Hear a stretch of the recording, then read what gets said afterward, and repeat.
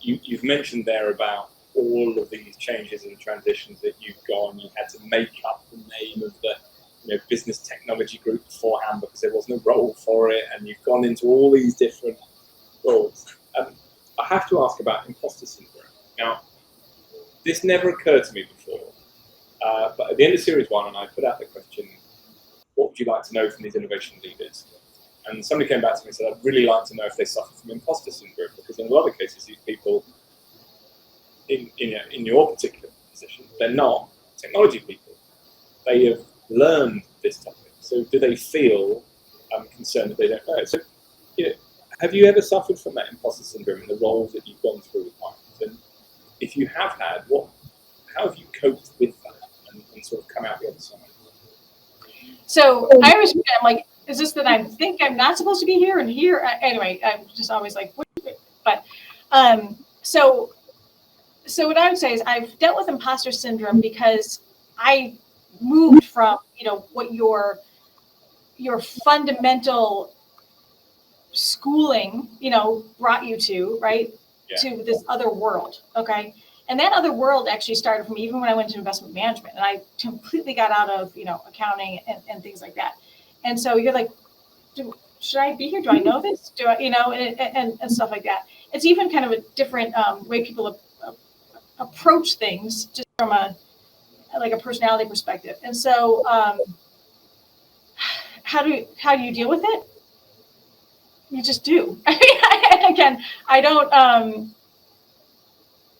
I believe a lot in, you have two choices in this life. You have a choice to keep going, or you have a choice to not. And so I am a firm believer in you keep going and you do the best you possibly can do, and you are genuine, and you are putting, do what you say you're going to do, put forth all this. And that's how you deal with it. Okay. And you show up every day. You show up every day and you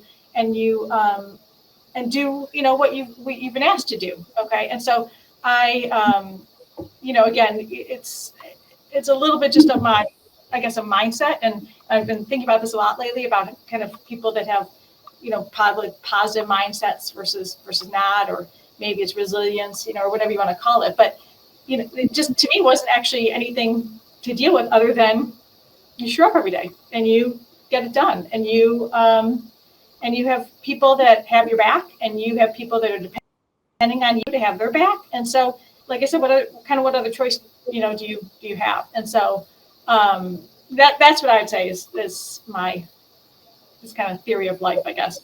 Yeah, you sort of dust yourself off and have another day. But I like, what you've talked about with the transparency previously as well, and showing up. And actually, there's a couple of points there that Ilene referenced, which we've covered in other edits. So things like do what you say you're going to do.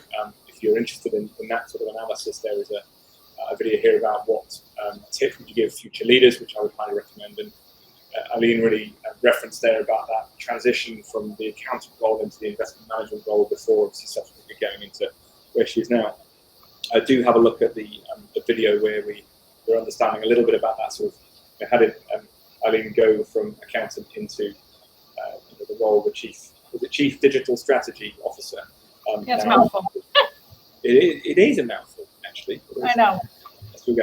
So I think, thank you. It's an interesting one, because I always find that quite fascinating. If people say they suffer from imposter syndrome, I do. I always have done. From day dot to where I am now, it's a very, very strong feeling I've always had. But some people get on with it. I struggle a little bit. Well, and it is hard. It's hard, and I think you and I have discussed also, like, especially somebody in my role and in others, like you mentioned, that have come not from the technology side, not from the quant side, and here we're sitting here. Okay, somebody come and ask me technology, like, I have no idea. That's go talk to Jeannie. Like I don't know. And so fantastic. But to me, what's really interesting is how it's playing off. And you and I have talked about this, about how it plays out in the world as we're working through, conferences and groups and all this kind of stuff, because they kind of don't know what to do with us. Okay.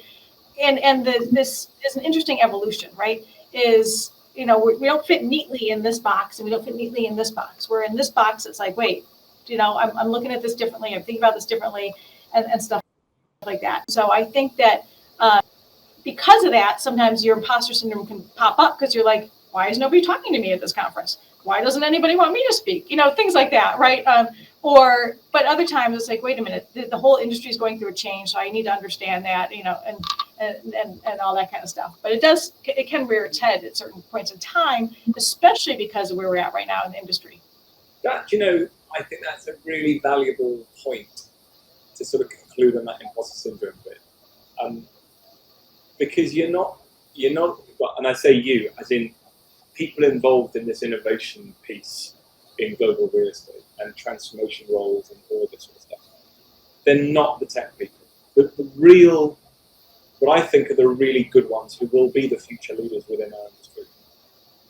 And when I mean leaders, I mean the CEOs of this world, are the ones that don't sit in the tech box, they don't sit in the property box, they don't sit in any box. They are the ones that can sort of sit with a holistic and a broad perspective on the business as it is, and have got that ability to look forward again to talk about your terms earlier on, sustainable and disruptive innovation. Because it's those leaders that we need into the future. And as a consequence, there's going to be a natural imposter syndrome because we're talking about things and we're guessing about the future direction of the industry, the future direction of the business. And there's no proof we're right or we're wrong about all of this. And most people are not going to be comfortable with what we are necessarily talking about. And as a consequence, I do absolutely say, right, conferences don't know where to put you either. And sort of on your own in your brain in terms of what's going to happen. So, I'm going to stop that there because that's going to go on for a little bit. And that could almost be a philosophical discussion, sort of outside of the thing to say, right, well, hang on, where are we? Where do we place ourselves? We're not these people that they perhaps think we are.